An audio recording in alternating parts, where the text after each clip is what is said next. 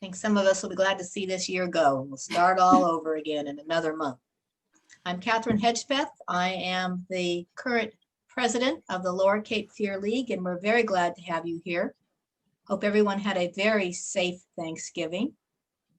We have had to pivot, as everyone else had this year, to doing virtual hot topics. It's proven to be very successful. And I think you will find you get a lot of good information without ever having to leave the warm comfort of your home. We'll certainly be starting out the new year that way. It's a way for all of our action teams to get information out to the community. I would encourage everyone who is not a member of an action team to look at joining one. Today is from the Environmental Action Team, but we have a lot of other good teams and good issues and causes that you can get involved with, and I strongly encourage you to do that as a way to keep active. We are coming to the end of this calendar year, and we take account at that time for our members and the dues that we pay to national and to the state to help support our overall cause and advocacy efforts. So if you have not yet paid your dues, please do so this month. You might get a reminder phone call from someone very shortly. If you have not done so, we want to make sure we get everyone on the rolls that we can. So please pay them now. We also have qualified as a 501c3 nonprofit this year. So any donations that you make to the league are tax deductible. In the past, we were considered an education group. Now we are a true nonprofit, so your donations are tax deductible. We also have opened up a small merchandise wing as a fundraiser. So we have league masks, which I can hold up, which had the Vote 411 and the league logo on them. We have new t-shirts that incorporate both of those, the 411 new design, as well as the league logo on them. And we have tote bags, and all of those make great Christmas gifts. So if you are interested, check those out. There was information on those in the last essentials. And Mary Ellen Cole is coordinating all of those sales right now. So that's a kind of fun way to say hello to a league member that you know, or get something special for yourself for the holidays. And with that little bit of information, I would like to turn the meeting over to Beth, who will introduce Lisa, our speaker. Thank you, Catherine. I'm the Environment Action Team Chair, and first I want to say we'll have a Q&A at the end of the presentation, so please enter your questions at any time, and we'll be monitoring the chat. Enter them in the chat. So it's my pleasure to introduce Lisa Sorg, who many of you may be familiar with through her writing for NC Policy Watch.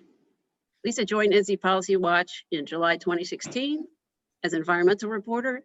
She covers environmental issues, including social justice, pollution, climate change, and energy policy. Before joining Policy Watch, Lisa was the editor and investigative reporter for Indie Week, covering the environment, housing, and city government. She's been a journalist for 26 years, working at magazines, daily newspapers, digital media outlets, and alternative news weeklies. Lisa's articles are my go-to source for clear, thorough analyses of environmental issues in our state. Thank you, Lisa, for joining us today to share your thoughts about 2021 and the environment. Thanks, Lisa. Thank you, Beth. And thanks everybody for joining. I am, as Beth said, Lisa Sorg, and I am an environmental investigative reporter with NC Policy Watch.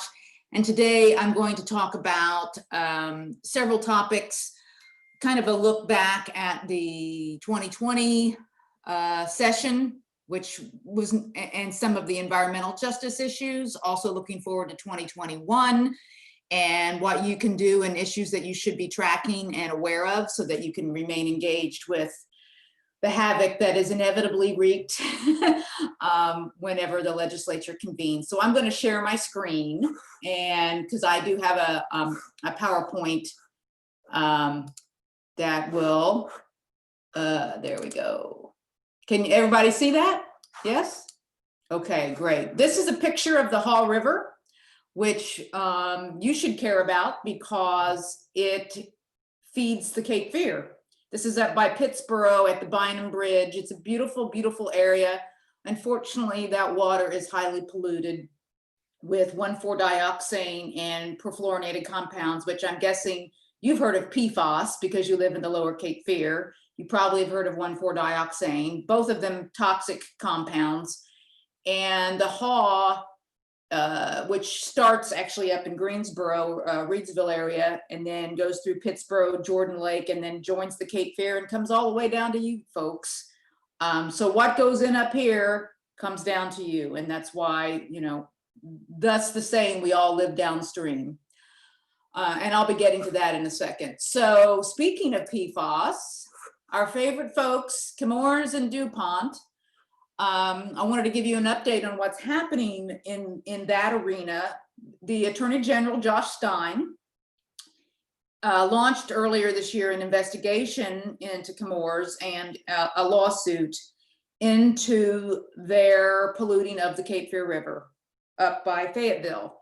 I talked to their spokesperson, or Josh Stein's spokesperson yesterday. There are no new updates, but the Attorney General did team up with another outside law firm that's very experienced in going after Chemours. And I expect in 2021 that we will see some significant legal action by the state. As well, there are private lawsuits continuing. The Cape Fear Public Utility is still suing Chemours. There are class actions pending. And Chemours, as you might have heard, they're required under their consent order to submit something called a corrective action plan. That's a very opaque word for basically how are you going to clean up your mess. So one of the things that's been really troubling up in Fayetteville, and then it obviously has effect on you, is that they've polluted the groundwater with PFAS. And the groundwater feeds the surface water in addition to drinking water wells. So their cleanup of the groundwater is really important because groundwater and surface water, it's something that's called a hydrological connection. And so it's not like they're two separate things. Groundwater often, you know, you've seen springs, natural springs, things like that, that feed the rivers. So Chemours submitted this corrective action plan earlier in the year, and quite frankly, it was hilarious if it weren't so sad. It was highly, even DEQ said this is not even close to being appropriate or thorough. They basically said, we have 70 square miles of groundwater that is contaminated and we just can't clean it up. We just can't do it. So that was, the state said, well, that's not a good answer. So go back and figure out how you're going to do it. So we're still waiting for that plan to come through. It's going to be a long drawn out process. A couple other things to track is will PFAS, you might know that there are 5,000 plus types of perfluorinated compounds. Gen X is one of them. You'll hear terms like PFOA and PFOS. You know, there's a lot of P's. But the problem is they're all toxic that we know of, but some of them haven't been tested. But all the ones that have been tested, they're toxic to humans and aquatic life. For example, in humans, it can cause thyroid disease, kidney cancer, testicular cancer, ulcerative colitis, high blood pressure during pregnancy, developmental disorders such as low birth weight. So it's really bad stuff. So there's a push to regulate these compounds as a class, meaning one regulation that says you can't have any more than this amount in your water or none at all, and you have to stop putting it in the water. Well, industry says, you know, that's not fair, because some of these are just fine. Well, they're not fine. And if the EPA had to regulate every one of these 5,000 compounds individually, Well, they would get to that. We'll be long dead and in the ground for 200 years before the EPA would ever get to that. I mean, it's just impossible. So there is a push to regulate them as a class. There is federal legislation to regulate them as a class, at least on military bases, which you would down in the lower Cape Fear. And in the lower Neuse, you have Camp Lejeune, which has major PFAS problems. You have Atlantic Beach, Cherry Point, all that down near the coast would be subject to this legislation to regulate it as a class on military bases. And that would also require polluters to clean it up. It would take some of the heat off of the government to do that. And Tom Tillis, who has supposedly supported stronger regulations about PFAS, voted against an amendment that would have regulated as a class on military bases. So he probably needs to hear about that. Just saying. There is also going to be a discussion, and I can send a link to this after the meeting. The state has something called a Secretary's State or a Secretary's Science Advisory Board. It can get really technical, and if you're not a scientist, it's pretty thick. However, they are going to discuss regulating PFAS as a class on Monday. They have a meeting that's always, I think it's every other month on a Monday, and they stream it. So I will send that link to Beth, and then she can share it with everyone. But it's towards the top of the agenda. So it would, if you're interested in perfluorinated compounds and drinking water and regulation, it might be something you want to tune into. I always tune into it. It gets pretty scientific for me at times, but I think this will be a little bit more palatable. And then, as I said, lawsuits are continuing, the class actions, and I expect there'll be even more lawsuits farther up the Cape Fear into the upper Cape Fear River Basin. For example, Greensboro, which is responsible for some PFAS and a lot of 1,4-dioxane going into the Cape Fear River Basin. There's going to be a public hearing, and I'll also send this out, about a special consent order with the state to get them to stop doing that. So there are a lot of moving parts throughout the basin from the north all the way to the south. And I'm actually going to have a story about that out on Friday, and I'll make sure that Beth, you get the link and you can send that. Basically looking at what's going on throughout the river basin in terms of these compounds. The 2020 session, looking back, there weren't a lot of environmental bills introduced, good or bad. The good news is there weren't any horrible ones. The bad news is that we didn't really make any progress on the environment. Part of the reason that there weren't as many bad environmental bills introduced is because the governor has veto power now. During the supermajority years, they just passed all kinds of terrible things because there was no way either Pat McCrory was going to sign it or the Governor Cooper didn't have a veto proof, or the legislature had a supermajority. There were a couple items that were not good that kind of came in under agriculture. So another thing, if you're tracking the legislature, not only track the environmental bills, but the agriculture bills, because those bills often have environmental impacts that aren't explicitly laid out, and it's good to keep an eye on those. For example, there's always a Farm Act every year. And last year, the Farm Act added some layers of secrecy to certain records that were previously public. And it's really wonky, but it's important. These are soil and water conservation district records. And you think, well, why would you want to keep those secret? Good question. Basically, these records covered industrialized hog farms and poultry and big ag. And there were certain things that now we can't get access to because they've put those off limits. That Farm Act had problems like that, and it pretty much flew under the radar. one thing that Senator Harper Peterson tried to introduce, and of course now he's not been reelected, so this will probably die out with his departure, but he wanted poultry farms to operate with more oversight. Right now, there are thousands upon thousands of poultry farms, and only, I think, 9 out of maybe, out of thousands are regulated. And that is because there are 2 types. There is a poultry farm that has what they call wet litter. I'm sorry, it's after breakfast, but I'm going to get into some grossness. It's basically wet manure.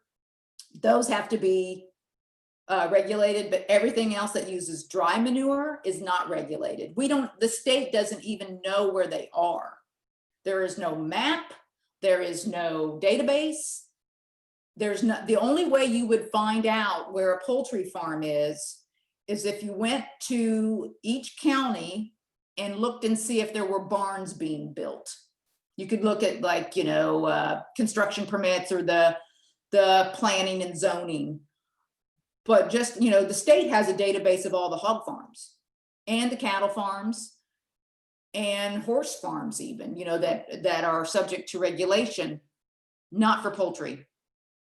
And these operations stink and they have serious environmental problems, but the poultry industry is very powerful. So they basically operate with impunity. And so I think that getting that through the legislature is going to be a tough sledding, especially with Representative Jimmy Dixon and Senator Brent Jackson, who are big ag folks, and they're very, very resistant to any kind of regulation, not only of hogs, but of poultry, and that includes turkeys. So that's probably a ways off, but it's something to keep an eye on. The 2021 session, things that might be on your radar. So the pesticide laws, and this is a picture of somebody putting the pesticides on their farm. I wrote a story earlier this year about how weak the pesticide laws are, and the fines, which are actually in state statute, are so weak. I mean, the fine for a pesticide, you can douse people with pesticides and get fined $2,000. And the other thing is that a lot of these pesticide fines are negotiated down even before they're approved. And I said to the Department of Agriculture is over the pesticide division. I said, well, how do these fines get negotiated down? Because in the Department of Environmental Quality, that's done in public. Like there's a meeting of people who violated, the civil law, and the Environmental Management Commission discusses the request to have the fine rescinded or reduced. For the pesticide division, the inspector just calls the farmer, or the farmer calls the inspector, and they work it out. So there is no paper trail of how these fines are reduced or why. It's just all done over the phone. So in addition to the fines being weak, the enforcement is weak, in my opinion. The other thing that will come up, and it comes up every year that there's any kind of budget crisis, is DEQ. They'll be funding, and we're going to see if they have how much money they get this year. Their budget is cut to the bone. And I think they've lost something like a third of their workforce over the past 10 years, which what that translates to is that there are fewer inspectors, there are fewer enforcement folks, there are fewer scientists, there are fewer engineers. It just really hamstrings the agency's ability to do its job. That's by design, of course. And the other thing that I think has come up and it involves the Cape Fear recently, is that industrial dischargers, and I'll explain what I mean by that. So let's say you have a wastewater treatment plant, and that wastewater treatment plant, such as in Greensboro, receives discharge from factories and industry. So it's up to the city of Greensboro, for example, to regulate their discharges who are industrial. So what happened and what ended up polluting the Cape Fear in particular in the last couple of years is that dischargers are sending nasty stuff into the Greensboro wastewater treatment plant. It can't remove these PFAS or 1,4-dioxane, and it makes its way down to you. Well, there have been many times the state and the media has said, well, Greensboro, who are these industries discharging this nasty stuff into your sewer system? They won't tell you. They don't have to tell you. They basically shield their industrial dischargers from public scrutiny. And the reason they do that is that they don't want the jobs to leave. So one of the things that I think would be helpful is if we had a bill in the legislature that leveled the playing field, where everybody has to disclose their industrial dischargers who have polluted the sewer systems and then the surface water, so that all industrial dischargers are held accountable evenly. Because, you know, Greensboro might say, well, we're not going to tell who our industrial dischargers are because they might go to Winston. Well, we can't give the industrial polluters any haven to go to a different city and where maybe it's less regulated. So that's one bill that I haven't heard that will come up, but it is something that I think Beth had asked me, you know, what kinds of issues might you advocate for? And that is one that I think would be a hard fought, but it's worth fighting for. And then the other thing that I think we're going to see a lot of are energy bills because of the existential crisis of climate change that, you know, we're facing. Granted, it's a little chilly here today, but 2 days ago it was 73 degrees in Durham. And that doesn't feel very normal. So I'm going to get to energy here in a second. But those are the four main ones. And then I'll be going into a little bit more detail about some of these a little bit later on in the presentation. Here are some issues also that are worth tracking. There are a lot of mining and landfill projects expanding right now. In fact, DEQ just approved one for Alamance County. And the reason that's important is that in a couple legislative sessions ago, there was a bill that passed and became law. It was, you know, they often stick these terrible environmental provisions in otherwise palatable bills, so they're really hard to fight.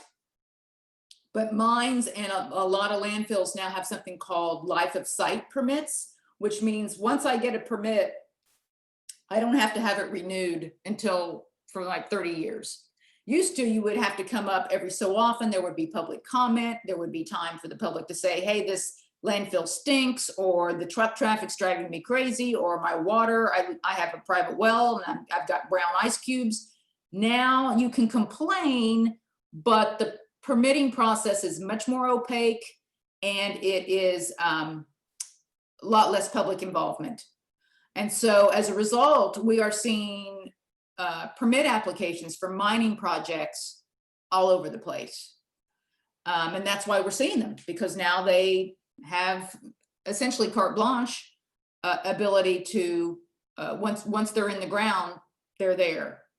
The other issue, of course, is drinking water quality for folks on public water supplies like Wilmington, where you have the PFAS and the 1,4-dioxane issues, but also the private wells.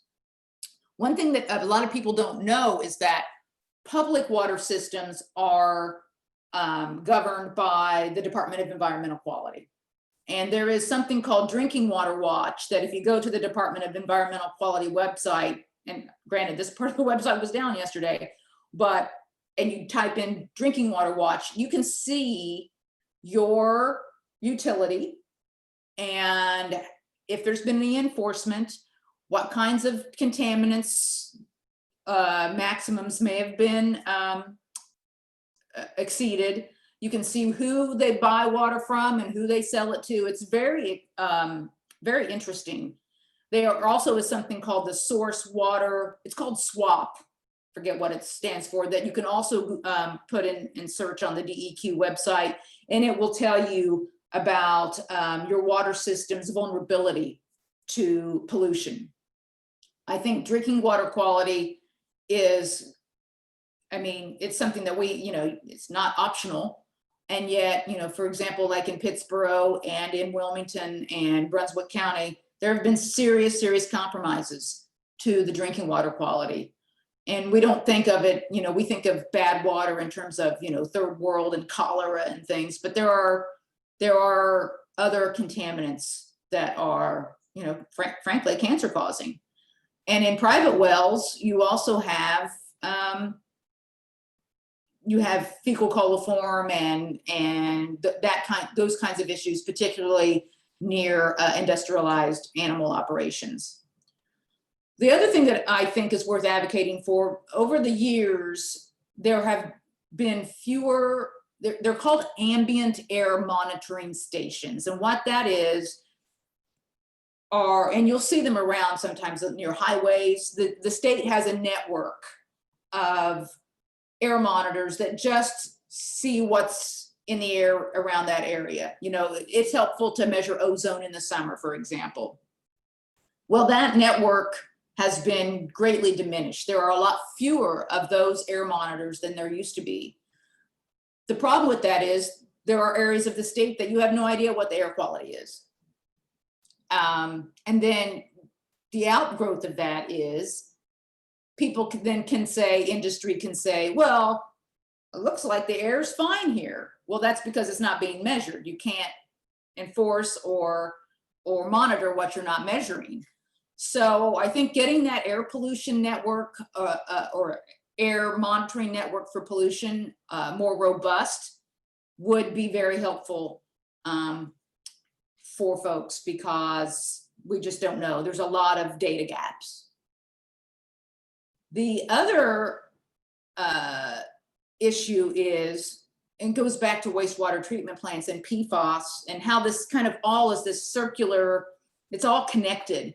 So, for example, when Greensboro gets their industrial discharge that's contaminated with PFAS into their wastewater, sometimes, and this is more true of Burlington really, but wastewater treatment plants want to get rid of this sludge because it's expensive to dispose of. So they have this sludge from their wastewater treatment plant. It just so happens it has PFAS in it. They often will sell it or give it away to farmers who then spread it on their farm fields. So not only then do you have PFAS contaminated sludge used to grow crops or fertilize fields that grow crops, but then if there's rain, that rain pushes that sludge and its residuals off into more of the groundwater, more of the surface water, and then the whole cycle starts again.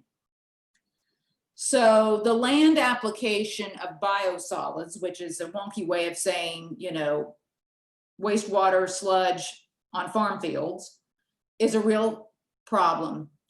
The other thing that happens is a lot of times these wastewater treatment plants sell their sludge to composting facilities. This happened, and this also happens with industry that has their own wastewater treatment plants. This happened I wrote about it, I can't remember. Oh, near Clinton, a couple years ago, there was a compost facility called McGill Environmental, and they get wastewater from all over the southeastern part of North Carolina. They get stuff from Wilmington. They get all sorts of things, animal bedding and yard waste and all this. But what happened was a lot of this, what they call feedstock, had PFAS in it, and now their compost is contaminated with PFAS. So if you buy compost from McGill Environmental, which is now required to monitor for it, you could be getting PFAS that you then put on your garden. So this is how it's all interconnected, and why these forever chemicals stay in the environment for so long is because they're just recycled through. And I know that McGill was using some of their compost as soil builder on playgrounds down in the Wilmington area. They were using it on soccer fields. So there are just things that we don't even know about until you really start looking at it that really can cause some pretty serious problems. So I think stronger regulations about how biosolids are applied and what they have to be tested for is also something to keep an eye on. Oh, and this photo is from Delco, North Carolina, which is in Columbus County. And this is when, these were two folks named the Hesters. And this is when a company wanted to come in, a logging company, and emit something called methyl bromide into the air, which is a neurotoxin. And fortunately that did not happen. But these people were telling the EQ, we don't want this in our neighborhood. This is a photo from Stanley County, where Alcoa, the aluminum company, has polluted a black community in, let's see, what's it called? Oh my gosh, I just forgot the name. Anyway, it's in Stanley County. It's now near Albemarle.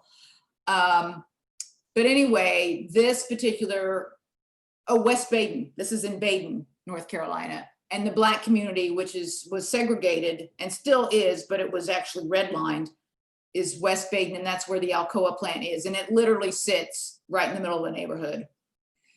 And so that's a serious, there's a lot of environmental justice issues right now in North Carolina. A few of them are like I've said, hog farms, poultry farms, which are disproportionately placed in communities of color. That we do have a state environmental justice and equity advisory board. It meets, I think, every other month. It just met at the end of last week. So they probably won't meet again until January. I mean, I think that's great that Secretary Regan appointed this board and that we have, an airing of these issues. The downside is this board has no teeth. They really, I have good sources and people I know on that board, and they're good people, but they are hamstrung by their charge, which is basically just to give advice, but they really don't have any regulatory power. And I have to say, I don't think that as a result of this board, anyone's life is any better in these communities of color for anything that they have done. And so I would advocate for strengthening the power of that board to actually do something. Because other than discuss things and take a stand, they did take one stand against the Atlantic Coast Pipeline. I've not seen much of anything out of this board, and I go to every meeting. So that is one issue. The hog farms we've talked about, polluting industries, that there are new ones coming into the state all the time. One, for example, it's called International Tie. It's down in Hamlet, and they burn, well, they don't burn.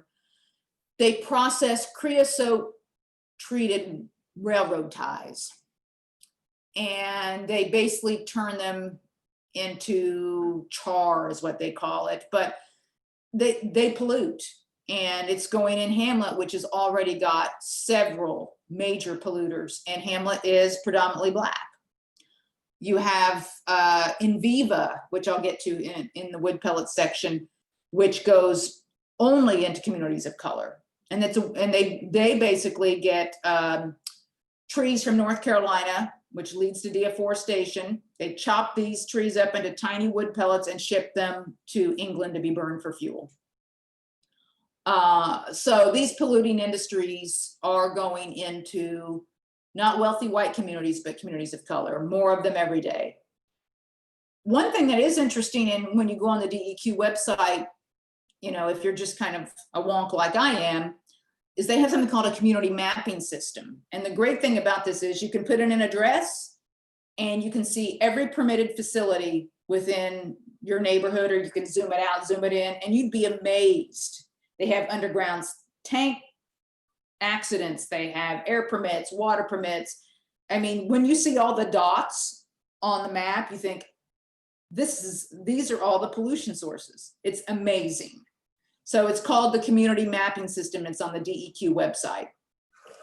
The other thing to be thinking about, and that you could talk to your lawmakers about, is under the solid waste rules, landfills, for example, there has to be an environmental justice analysis of who lives nearby. Are there predominantly low income or communities of color? Now, just because you have an EJ analysis doesn't mean that the facility won't be permitted, but at least you have to do the analysis. And I think the shortcoming is that the analysis doesn't prevent anything really. You might have to modify the permit, but I've never seen a permit denied because of EJ or environmental justice. However, air polluters, water polluters, no other type of polluting facility other than landfills, which are the main solid waste, have to have that kind of analysis. That's a loophole in the law. I don't understand why those other facilities don't have to have that kind of analysis, but they don't, but they should. Because it's important to know what the environmental justice ramifications are, regardless of the type of pollution, whether it's land, air, or water. Energy. So, wow, there's a lot to be said about energy. We'll start with wood pellets, and I'll get to the biogas in a second. Wood pellets, there is a company called Enviva. They operate either 4 or 5 wood pellet plants in North Carolina, Faison, Ahoskie, Hamlet, although that one might be under construction, Garysburg in Northampton County, and there's one other I can't remember right now. But anyway, these facilities emit a lot of pollution. In fact, they consistently underestimate the pollution that they're going to emit, and right now DEQ's into having to have some kind of consent order with the Faison facility because they underestimated their emissions and now they're in trouble. So Enviva, then, like I said, they get trees mostly from North Carolina, and there's clear cutting that's involved, and then those trees are hauled via truck or rail to Enviva, where they're chopped into these little pellets right here. And then those wood pellets are shipped out of the Port of Wilmington, usually. Sometimes in the north part, they might go out of Norfolk. And they're shipped to Europe to burn. So you have a lot of carbon dioxide. I mean, this is a greenhouse gas emissions bonanza. I mean, and the greenwashing of this is they say, oh, it's renewable energy because we keep growing trees, we replant the trees. There's a lot of fallacy with that. For one thing, once you cut a tree down, that releases carbon dioxide that the tree has captured. So you've got that going into the air. Then you don't have the carbon dioxide sink. You don't have that tree to absorb the carbon dioxide from the air. You also have the trees serve as flood control in a lot of these areas. So then you have additional flooding, often caused by climate change. You have habitat loss. You have, there's a whole understory and ecosystem that is disrupted when this is clear cut. And you'll hear the industry say, well, we replant these pine plantations, but these are monocultures. As you all know, you've been to forests. You go through to a natural forest, there's oaks, there's, maples, there's elms, there's all sorts of tulips. These replanted forests are not diverse. So you have only certain kinds of habitats that can grow there or thrive there. It's terrible. So then you go to Enviva, and then they burn, they make these pellets, which then emits carbon dioxide and other pollutants into the air. Then you put these pellets on a truck or a rail, which then pollutes in the transportation. Then you put it on a ship in Wilmington.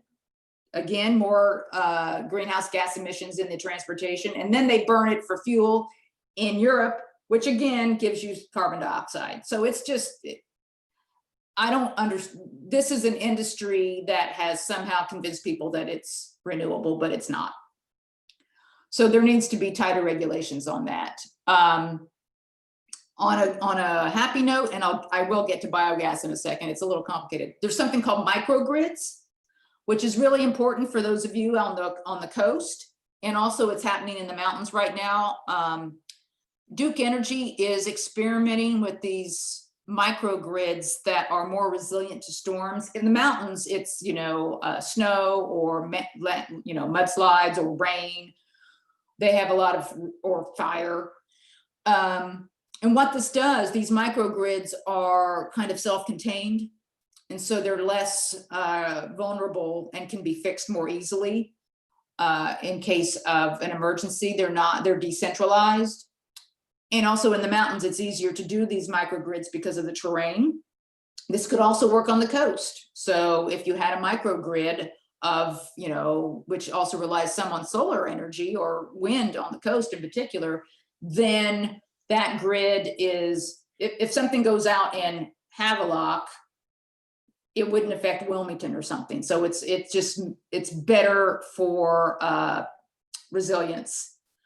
One of the things that's come up, speaking of Duke Energy, is that there is discussion of, trying to break up the monopoly. They have a monopoly, it's called a regulated monopoly.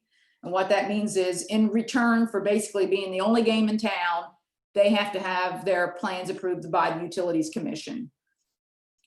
And in some cases, the legislature. Well, Duke Energy has a lot of money, and they have a lot of money to throw around to campaigns.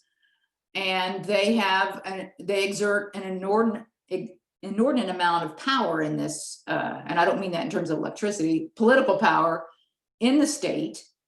So there has been some talk of possible, it would take a lot, but opening up the market to more providers, because it's just not working right now. I mean, they like to say our prices are low, but it's hard to say if that's actually accurate. Wind, the Department of Commerce is just is getting a proposal together for offshore wind, which is much more preferable than offshore drilling, which was successfully defeated.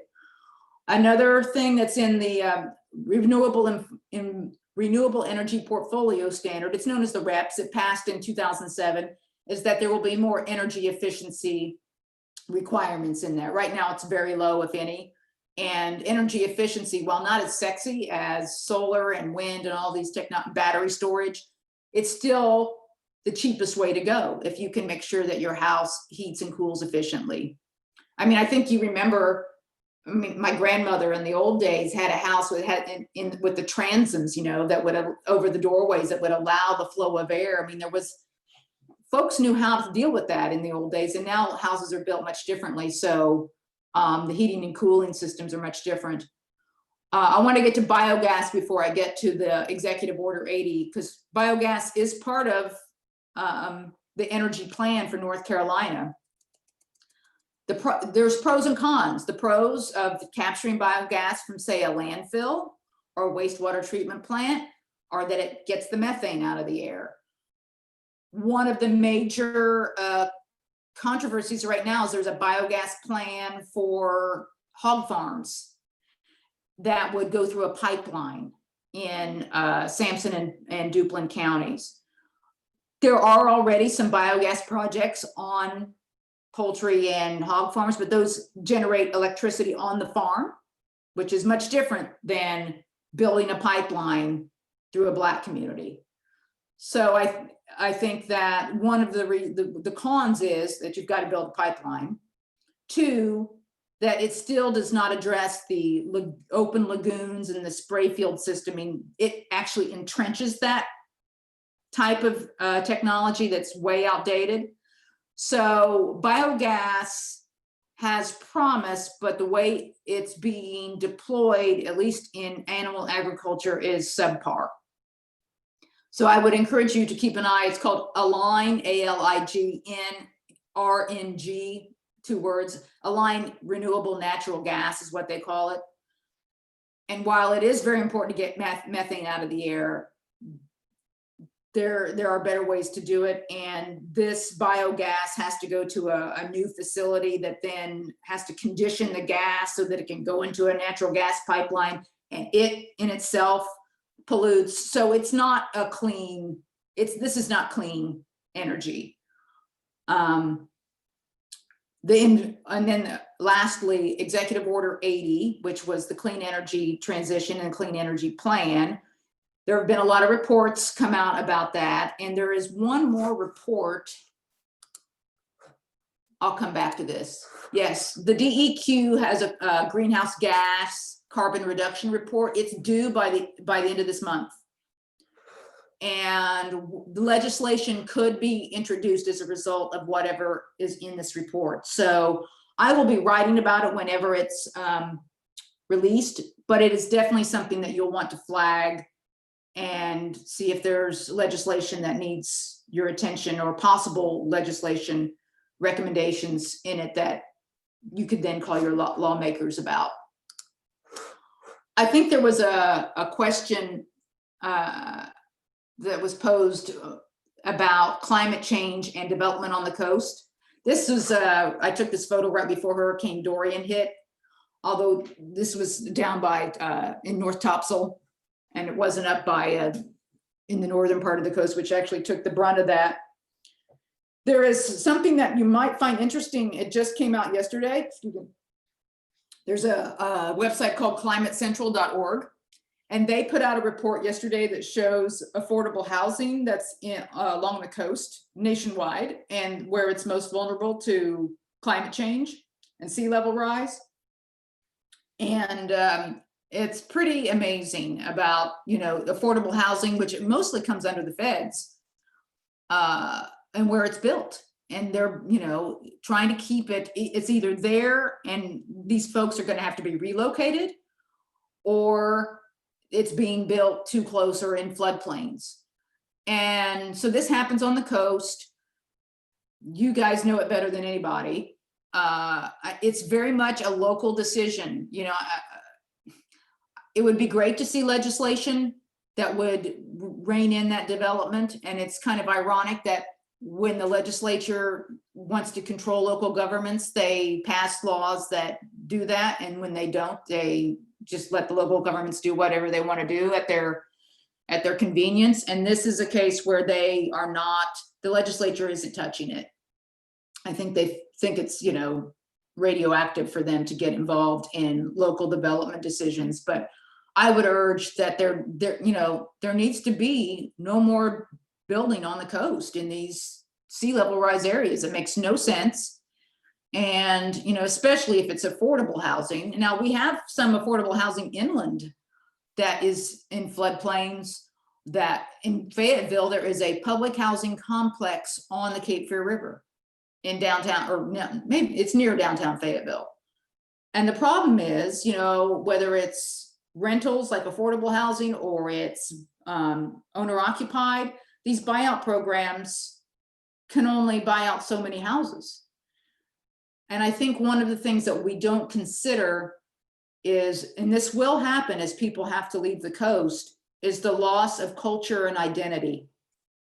That, think about it. If think about your hometown. I live 600 miles from where I grew up. And if I thought, I don't ever want to live there again. I lived in the middle of nowhere, but I still have a sense of identity that's tied to my hometown. And my ancestors lived there for generations. So if for some reason that was completely off limits to me and I had to leave it, I would be losing a lot. You're also losing a sense of community. I've lived, for example, in my neighborhood for 15 years. If, let's say this was on the coast and all of a sudden all my neighbors and I had to leave, I would lose friendships. I would lose community ties. There's a lot more than just the built infrastructure. There's a whole emotional aspect to basically becoming a refugee, a climate refugee. So that's another thing to think about. I know that the Department of Natural and Cultural Resources is also grappling with historical sites. The lighthouse in Cape Lookout, I guess it has already been moved once. But there are historical cemeteries. There are a lot of, especially on the coast, places that are historically significant that will either have to be moved or altered or shut down. This is a real loss. It's a cultural loss as well as, a financial and psychological loss. So I think talking to your local folks, your local zoning people, making sure that people know that the zoning board or the board of adjustments is kind of where the sausage is made. It's really boring, as you probably know, until it's not. And then everything seems like it's at stake. So I think making sure that your members, the public, has some education. I don't think a lot of people even know what a board of adjustment is or what a zoning board does unless they had to interface with it.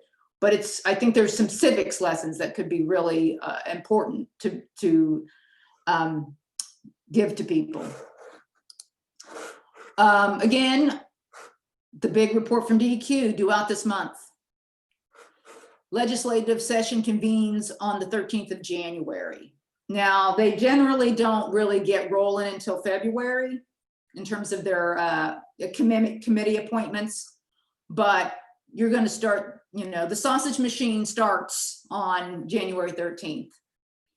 And then the Energy Policy Council, which is under DEQ, they meet every other month. They're more advisory and they issue reports. It's not like they make legislation, but they're worth tuning into. And their next meeting is not until February. They haven't announced yet, but you can, and I'll show you on the next slide, but you can find out when they meet through the DEQ website. And it's interesting to see what those folks have to say. Okay, here are some things to track. So there's the DEQ website. In the search bar, you can also search for permit tracker, and that will show you all the permits, more than you'd ever want to know, like air permits that are in motion, solid waste permits. It basically shows you who's applied for what and where it is in the process. I consulted a lot. EPA.gov, it is frankly the website from hell because it's so circuitous, but it's still worth digging into. And perhaps under the Biden administration, it'll be easier to find things, or at least there'll be facts instead of spin. But that still is an important resource for me. And this is something that's kind of wonky and mostly flies under the radar, but it's called the State Environmental Review Clearinghouse. And it's under the Department of Administration. If you type in North Carolina Environmental Review Clearinghouse in Google, you'll find it. And the amazing thing about this is that they have a database of every project.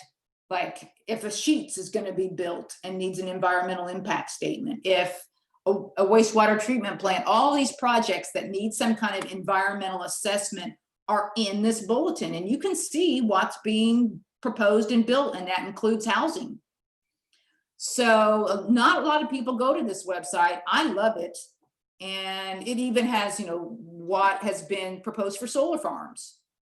So that's important. And I think not a lot of people know about it. And it's really a good way to stay on top of what projects are being proposed where. This is a screenshot from the bottom of the DEQ website. And you can sign up for their press releases, which I do, and you get them all the time. So that'll tell you the latest news. It'll tell you when meetings are. This contact us. When you see media contacts, that's also for citizens. So you should feel free to reach out. When you hit that, when you click on that, you'll see media contacts. That's also for you.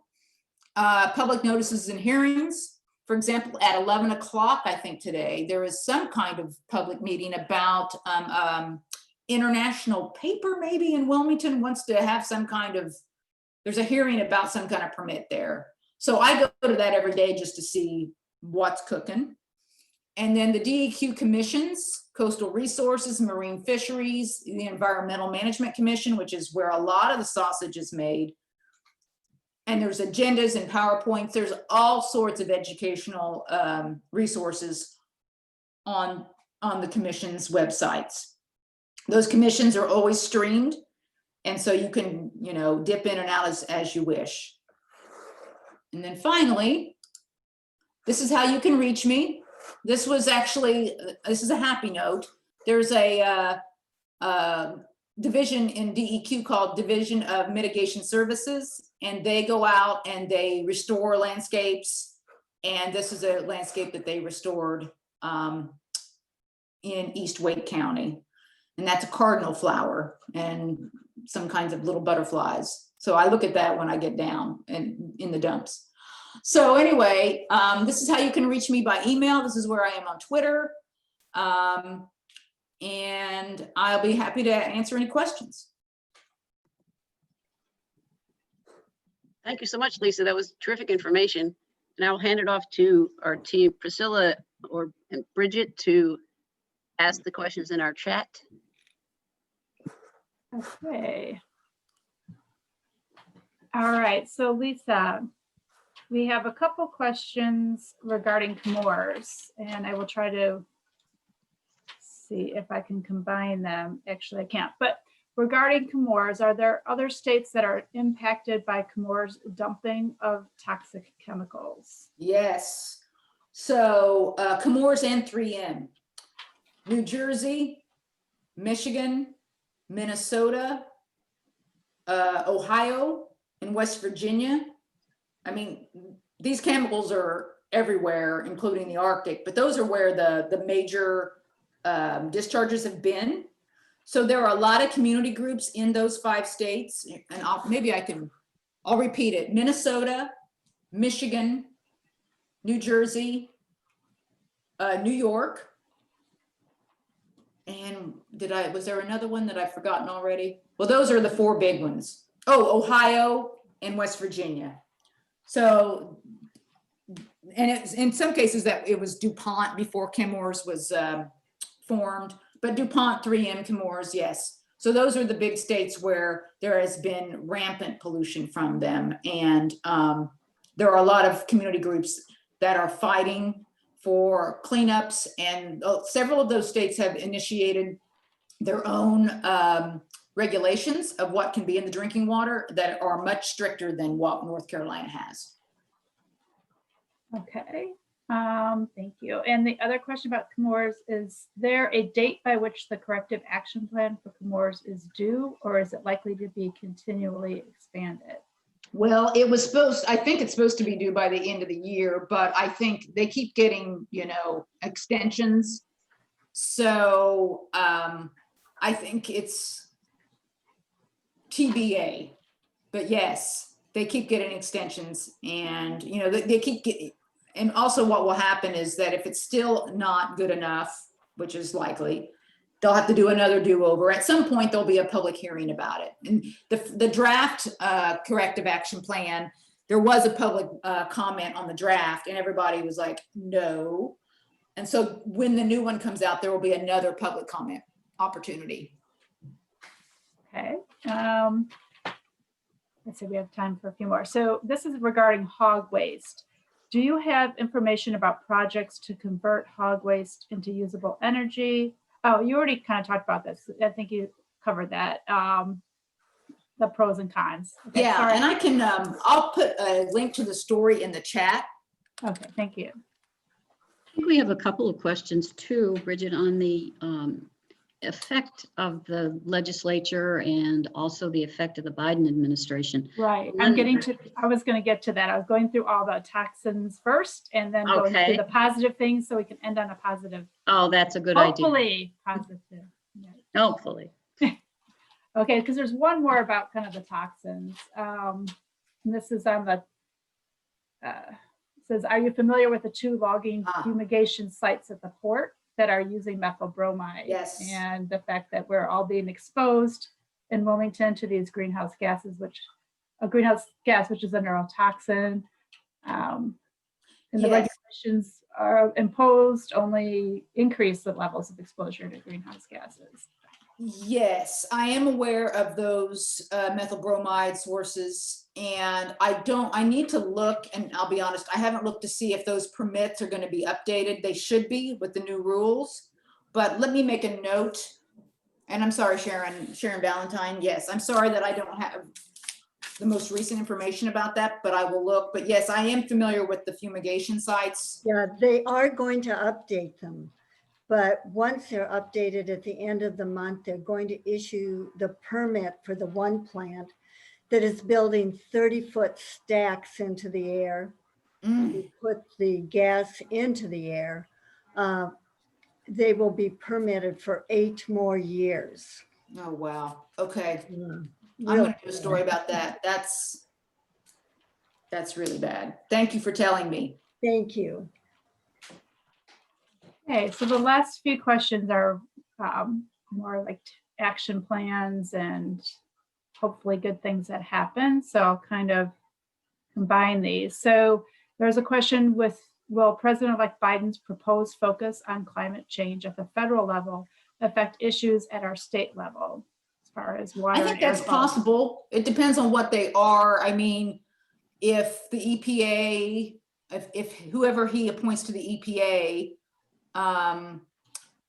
if there are stricter federal rules, then North Carolina will fall in line because they have to.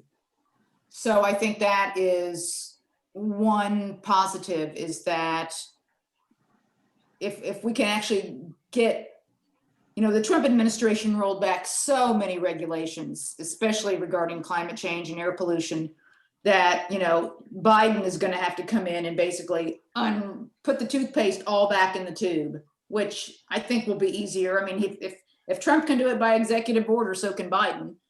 But I think it's going to be a little bit of confusion initially because, how do you prioritize other than just wave a magic wand and everything that Trump did goes away? But I do think that I think that will affect North Carolina. And if, hopefully he'll have a bold, clean energy plan that will provide, for example, federal incentives. I think it's the federal tax incentives for solar expire either this year or next year. There are a lot of incentives for clean energy that, are no longer have sunsetted, and both in the state and in the feds. And I think reinstating those would be great. And I think some of them will be reinstated. So I think solar, for example, more community solar where, because renters, I bought my house a couple months ago, first time homeowner at 55. But before then, I couldn't get solar. I mean, I don't have it yet, but I couldn't even dream of putting solar panels on my house because I didn't own it. But I would like to, maybe if there was a solar cell in my community that I could subscribe to as a renter. So I think getting renters and apartment complexes in on the clean energy is just as important as owner occupied houses. So that lead into our next question. Do you think there's a chance that we could get rebates for solar in our homes? It happened when someone else lived in Massachusetts. So do you think there's any chance that we could get solar rebates here in North Carolina? Well, I think yes. And I think talking to the legislature, your lawmakers about residential incentives for homeowners would be really important to bring to the table. Because tax credits or rebates, any kind of incentive to get people off of fossil fuels. It's interesting. One of the things that is also could be in the legislature is right now, Duke Energy makes money from the energy it sells. So, in Dominion. So the more natural gas they sell you, the more money they make, the more money their shareholders make. Well, that doesn't really incentivize them to sell less natural gas or, less electricity. And one of the movements afoot is what they call decoupling or separating their profits from the amount that they sell, giving them a different kind of incentive so that it's not like, I used to get stuff from Piedmont Energy saying, don't you want a natural gas heater outside for your patio? I'm like, actually, no, actually I don't. I'll just build, I'll just put on an extra layer, So, but it was a way for them to sell more gas when we don't want that. So I think one of the things that I think we might see in the next year or two is trying to separate utilities push to sell you more fossil fuels from their profits and making it more profitable to sell you less fossil fuels. And then question of who are the environmental champions here in the legislature and how can we support them?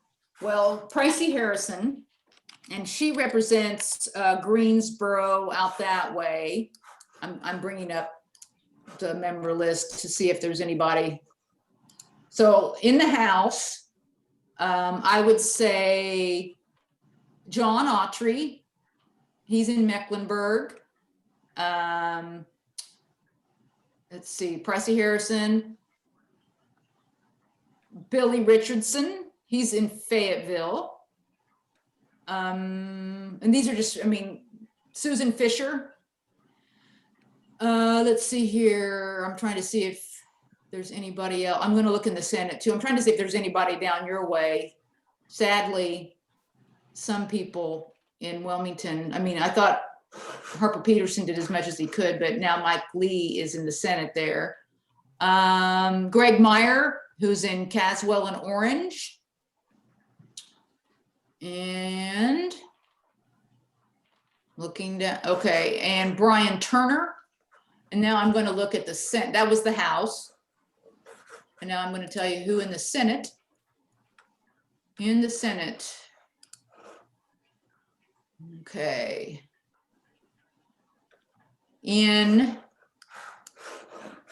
Sorry. It's almost like I can tell you who's the worst rather than the best anymore. In the Senate, well, I can tell you who left, and that's Harry Brown. He hated wind, so he's gone. He was Onslow and Jones, but he's didn't run for re-election. In the Senate in Cumberland, Kirk DeViere, he's good. He's been very active in the Comores situation, as has Billy Richardson in the House. Also in the Senate, Natasha Marcus, she's from Mecklenburg, but she's been doing a lot of work around the Colonial Pipeline, which is a gasoline pipeline that they had a major spill in Huntersville, and it's still a nightmare over there. But she's very, very into the environment. Terry Van Dyne and Mike Woodard. Terry Van Dyne is in Buncombe, Mike Woodard is in Person, Durham, and Granville. So those are some folks that you could lean on. Wiley Nickel, even in Wake. Yeah. How is Deb Butler? She's a rep. Oh yes, Deb Butler. Where she's great. Where am I not seeing her? Oh, it's because I'm in the. It's because I'm on the Senate. Yes, Deb Butler. She's awesome. And then a question I had is so with all this pollution in the air and water, is there a presence for environmental health in the Lower Cape Fear region, like somebody that's keeping track of all these pollutants and how they're affecting the health of the people? Well, I mean, your county health department is supposed to, but there are people in academia, Heather Stapleton at Duke University, Jane Coppin, Coppin at NC State. She's doing a big health study of the Lower Cape Fear, all the way from Fayetteville to Wilmington. And, but Jane Coppin, let's see if I can pull up her information real quick and put that in the chat. She is doing. There's no local people, like no local doctors or anybody. Not that, well, there was a guy who was doing the methyl bromide stuff named Robert Parr. Let's see if I can't find him. Robert Parr, Wilmington, or maybe. Yeah, he's an emergency medical doctor, and he works in Wilmington. He's general practice, and I'm going to put his information in the chat. And he was very active in the methyl bromide issue. There you go. Lisa, Bob Parr is retired, but he is now very active in the methyl bromide problems with Clean Air North Carolina. Okay, great, He's one of the medical advocates. great, great, great. Yeah, I don't know if anybody else saw any other questions. Those are all the questions that I saw in the chat box. Okay. Thanks, Bridget. And Yeah. can we big round of virtual applause to Lisa for Thank her you. wonderful presentation.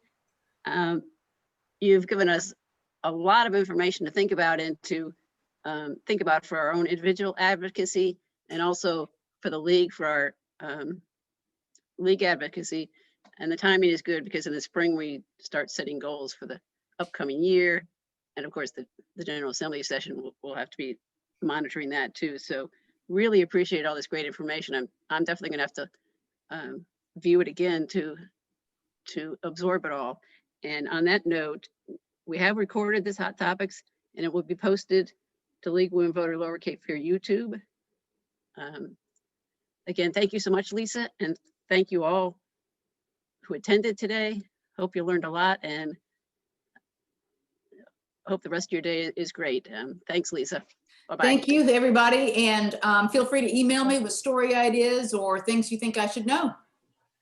Thank you. All right, thank you. All right, bye-bye. Bye. See you all in 2021. I recorded it. Yeah, because I was trying to write